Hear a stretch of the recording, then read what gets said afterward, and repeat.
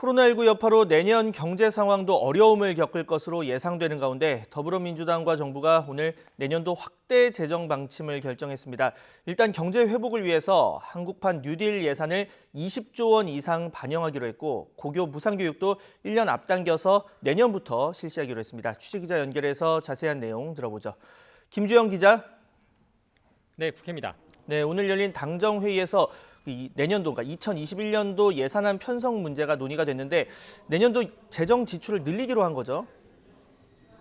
네, 그렇습니다. 오늘 국회에서는 더불어민주당 지도부와 홍남기 경제부총리, 안일한 기재부 2차관 등 정부 관계자들이 참석한 가운데 당정 협의가 진행됐습니다. 핵심은 코로나19 위기 상황에서 내년도 예산을 어떻게 짤지였습니다.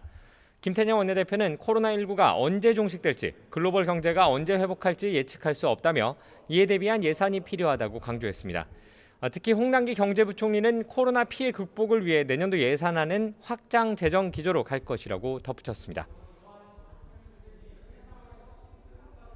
2021년 내년 예산안의 경우 올해의 확장적인 재정 기조가 이어지도록 할 방침입니다.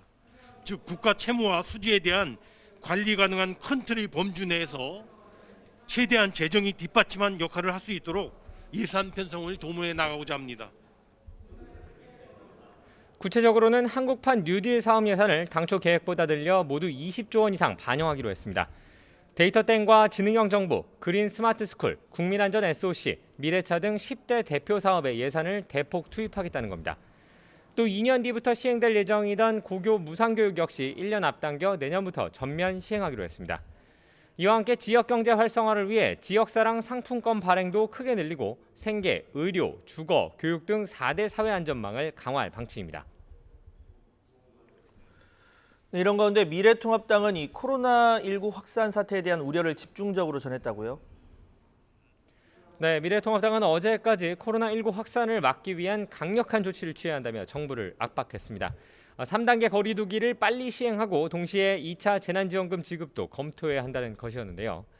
김종인 비상대책위원장은 오늘 회의 뒤 기자들과 만나 3단계 거리두기로 격상을 한다면 경제 타격을 받게 되는 건 틀림없다면서도 지금 급선무는 코로나 사태를 어떻게 빨리 극복하는지에 있다고 강조했습니다.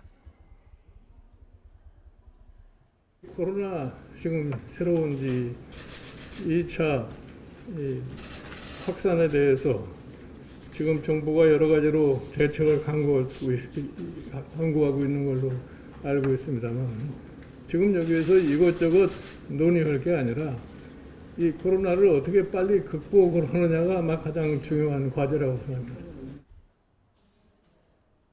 그러면서 경제적 피해가 큰 계층의 생계 대책은 정부가 세워주는 것이 맞다며 지금은 재정 건전성을 이야기할 때가 아니라고 일축했습니다.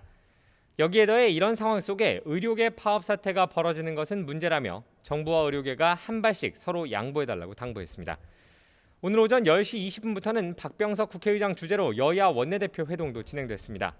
코로나19 확산세와 관련해 국회 방역 대책을 논의한 것인데요.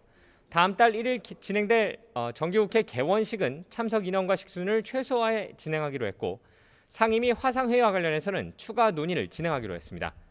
또 여야는 코로나와 관련된 법안에 있어 시급성을 감안해 여야가 합의할 경우 상임위 숙려 기간을 두지 않고 우선 처리하기로 뜻을 모았습니다. 지금까지 국회에서 YTN 김주영입니다.